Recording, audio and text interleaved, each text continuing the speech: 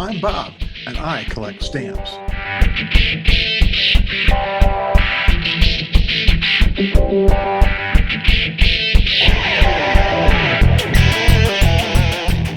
Last time was a bit different because I looked at covers rather than stamps.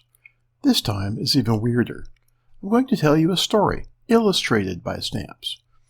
When I read anything about putting together an exhibit, the author always says to tell a story, and that the story is the most important element of any philatelic exhibit. Well, this is probably not what they mean. This is also part one of a two-parter. The second part will be about the stamps. Not so much about the story, but you'll have to wait a little for that.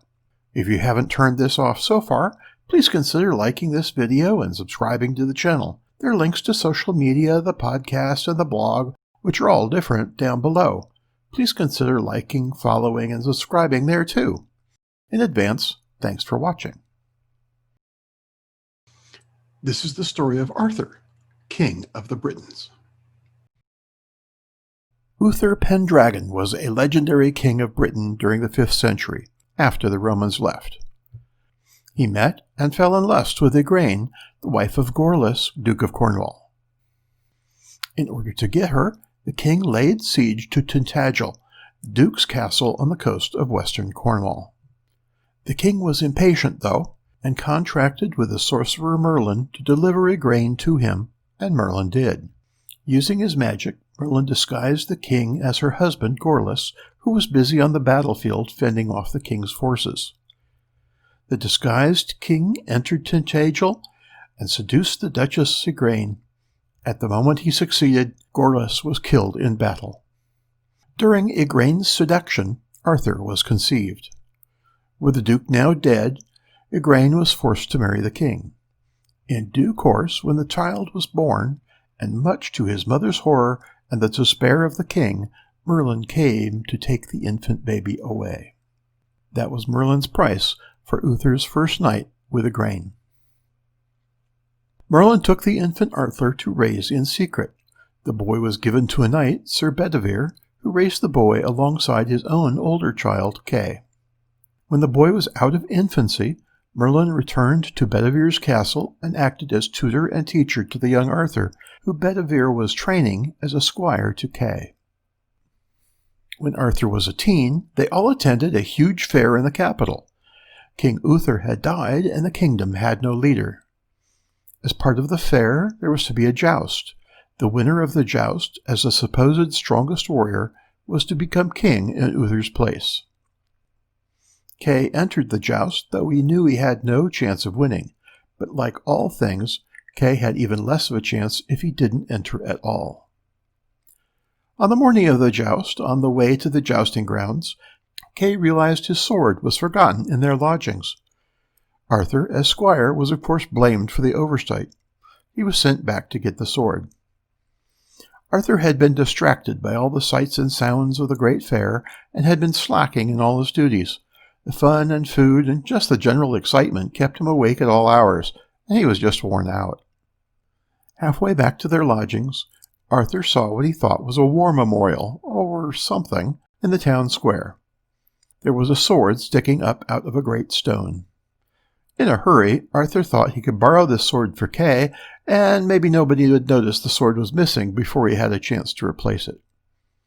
In his haste, he did not bother to read the inscription on the stone. Arthur smoothly drew the sword from the stone, and suddenly heard a great roar from the immense crowd that seemed to materialize around him. Standing next to him, in front of the crowd, were Bedivere and Merlin. Arthur was extremely embarrassed at having been caught in the act by everyone, but slowly realized the crowd was cheering rather than yelling at him. It's only then that he glanced at the stone's inscription, which read, "Whomsoever draws this sword from this stone is rightways king of all Britain." Arthur was duly crowned king, and with the aid of Merlin became a pretty good king. One day the king was out wandering when he came upon a lake. The figure of a woman emerged from the lake holding a sword, tilting the hilt toward him as an offering. When she approached him, Arthur silently took the sword from her. Suddenly, in his mind, he realized without prompting it was called Excalibur. The lady of the lake turned away and walked back into the water. Arthur found his new blade was perfectly balanced for his hand, kept itself rust-free, and never needed sharpening. He also found that it wouldn't cut him, which was why he could hold it by the blade. The young Arthur used Excalibur to help him clean up his kingdom, running off bandits, putting down petty warlords, and just generally making crooks miserable. He made his headquarters at a place called Camelot, a beautiful place where it was not allowed to rain until after sundown.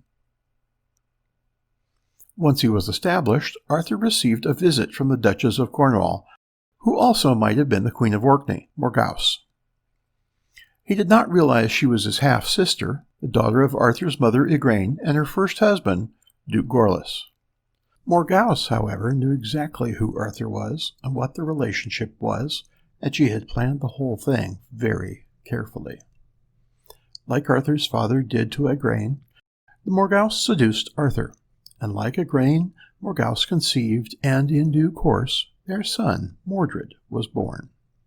Unlike Arthur, Mordred was raised to know who his father was, though Arthur was not told about his son.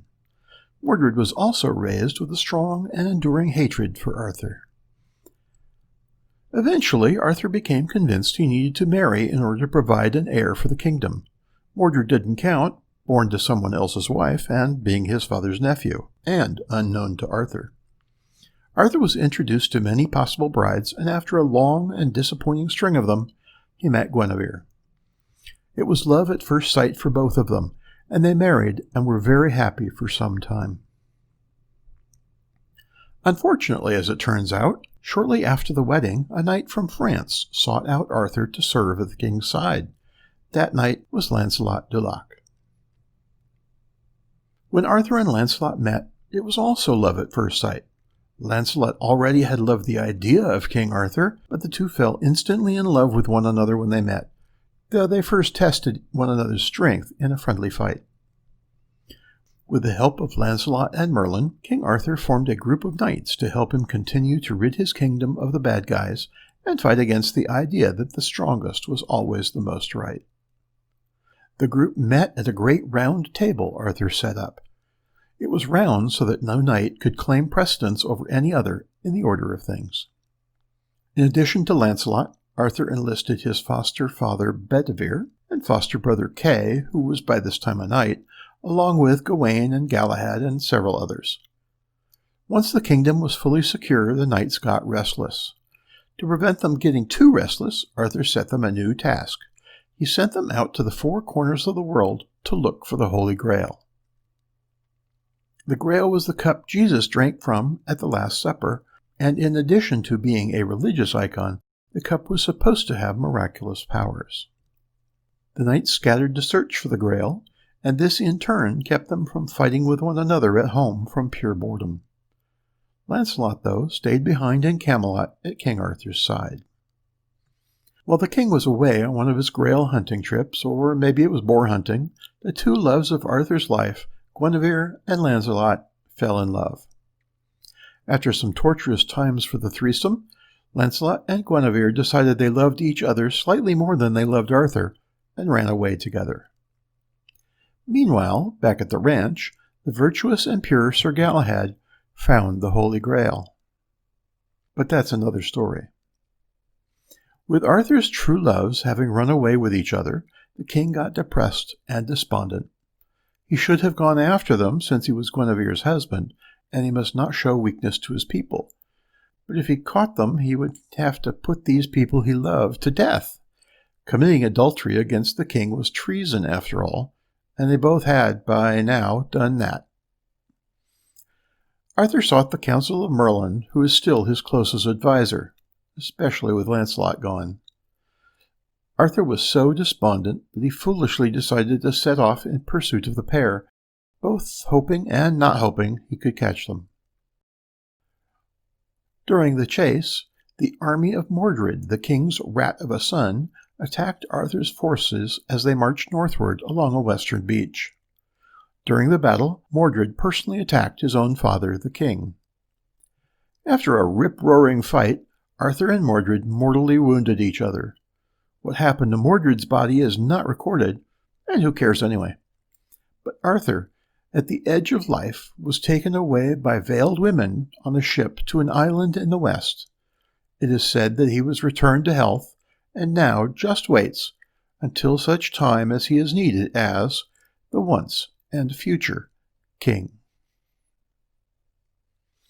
That's the story. I hope you did enjoy it. As a reminder, part 2 will be coming up soon, and it's more about the stamps rather than the story they tell. Please consider liking and subscribing and following those links in the description below so you can follow my other exploits, traditional and non-traditional. In the meantime, keep collecting, collect what you want. Don't follow anybody else's rules, except have fun and take care of yourself and your stamps. Thanks for watching.